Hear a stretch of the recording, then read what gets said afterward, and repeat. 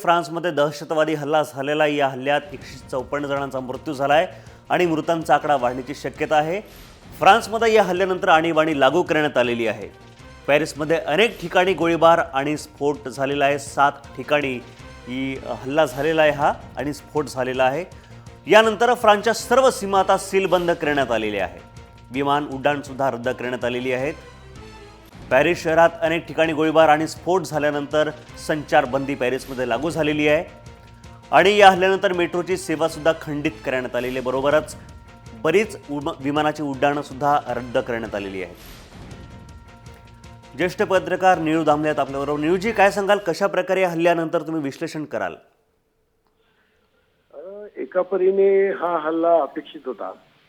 काही महिन्यापूर्वी शार्ले हेब्डो साप्ताहिकावर, व्यंगचित्र साप्ताहिकावर हल्ला झाला। होय, त्याच वेळी फ्रान्समध्ये किंवा पॅरिसमध्ये जिहादी लोक हे आता जन्मत आहेत आणि वाढत आहेत हे लक्षात आलेलं होतं आणि या जिहादींना पूर्णपणे निपटून काढणं किंवा त्यांना आटोक्यात आणणं नावाची गोष्ट ही फ्रेंच सरकारला जमलेली नाही असं लक्षात येत होतं। अनेक लोक मागण्या करत होते की यांच्यावर तुम्ही लक्ष ठेवा। तेव्हा जिहादी लोक फ्रान्स आणि पॅरिसमध्ये होते।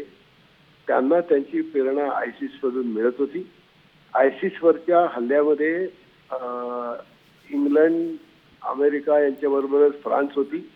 ही सगळी कारणं पाहिली की असं आपल्याला कळतं की कायम असे हल्ले फ्रान्समध्ये होत राहणार। फक्त ती तारीख ठरलेली नसते, त्याला ठरवायला वेळ लागतो। तर ती तारीख ठरली आणि त्यांनी काल हल्ले केले। नक्कीच तारीख ठरली नाही, पण अनेक 60 ठिकाणी हल्ला झालेला आहे। धन्यवाद तुमच्या या विश्लेषणासाठी, माहितीसाठी। तर पॅरिसमध्ये 7 ठिकाणी दहशतवादी हल्ला झाला, यामध्ये स्फोट आणि अनेक गोळीबार झालेले आहेत। एकूण 154 जणांचा यात मृत्यू झाला आहे।